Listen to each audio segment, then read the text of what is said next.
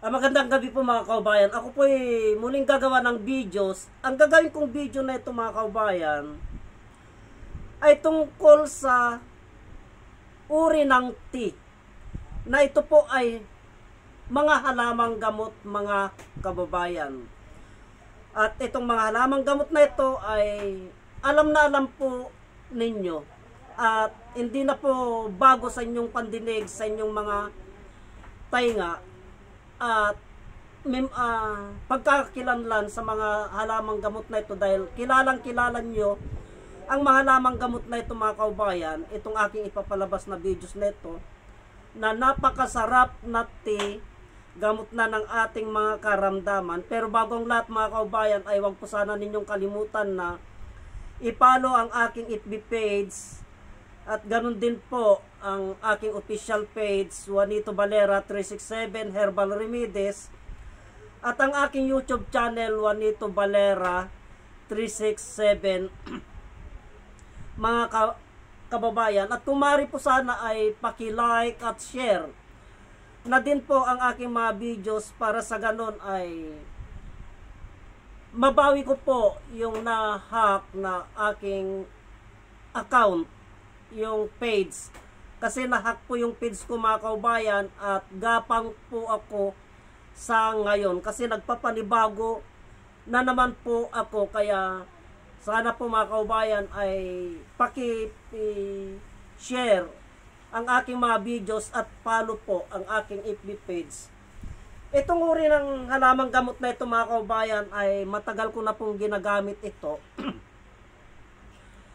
Ito po ay ginamit ko din po nung panahon ng pandemic ng mga COVID-19. Ito din po ang ginagamit ko sa ating mga kababayan.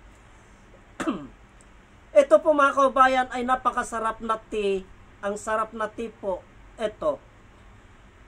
At ipapaliwanag ko po isa-isa, hindi na po lingid sa ating kaalaman ang kakayahan ng bawat isa sa mga halamang gamot na ito. Unahin ko po mga kaubayan, ito pong oregano.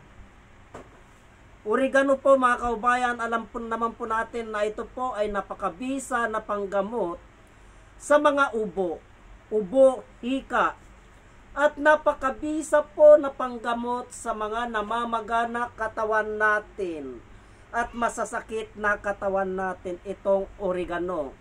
Pangalawa po, dahon ng gayubano. Alam naman po natin mga kaubayan na itong dahon ng gayubano ay napakabisa po na panggamot sa mga nahirapang umihi. Napakabisa po na panggamot sa mga bloated, yung mahangin po ang tiyan.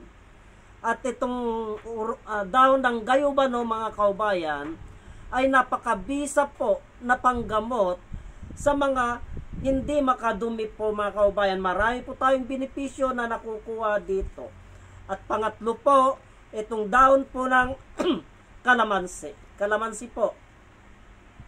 Itong dahon ng kalamansi mga kaubayan, ay alam naman po natin na itong dahon ng kalamansi ay ma-aromatic ito. Pag inyo pong inamoy ito, yung hirap huminga, nakakaluwag po tayo.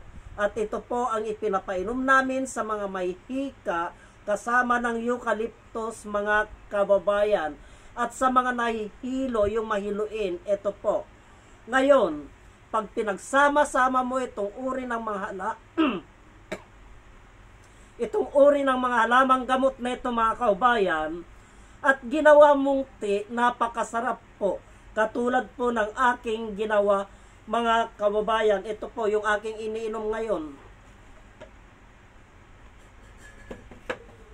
Ito po ang aking iniinom ngayon mga kababayan. Ito ang aking pinaka-tea ngayon. Ito ang aking iniinom na pinakulo. Ito po siya.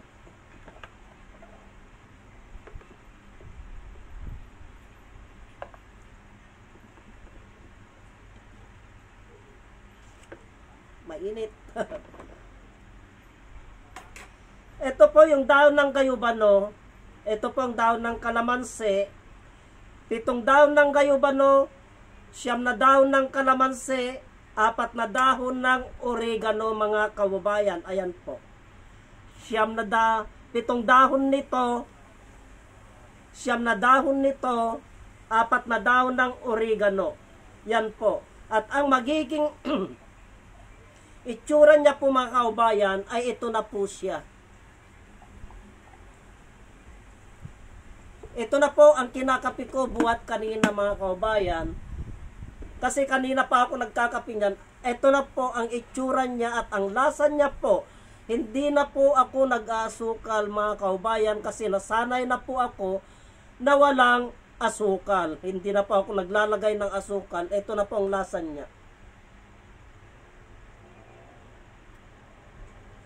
Mainit.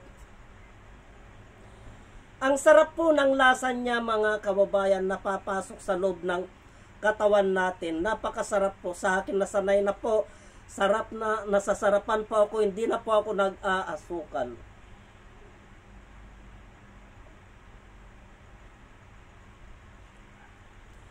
Wala pong masama ito. Hindi po masama ito mga kababayan kasi ito po ay halamang gamot. Marami po tayong benepisyong nakukuha dyan sa mga yan. Pambaklas ng plema, pampalakas, ayan o, nababaklas yung plema ko. Pambaklas ng plema, pampaluwag ng hininga. Kung may plema man dyan sa araw-araw na nasa lansangan ka at nakalanghap ka po ng hindi magaganda at dumikit po sa lalamunan mo, sa baga mo, sa pag nadaanan po nito mga kaubayan na mainit-init na ininom mo,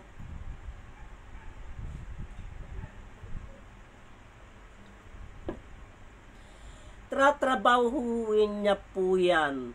At gaganda po ang pag-ihi natin, gaganda po ang sigla ng ating katawan, mga kababayan. Kaya wag po nating baliwalain ang kakayahan ng oregano, gayubano, at dahon ng kalamansi. Hanggang dito na lamang po at marami pong salamat.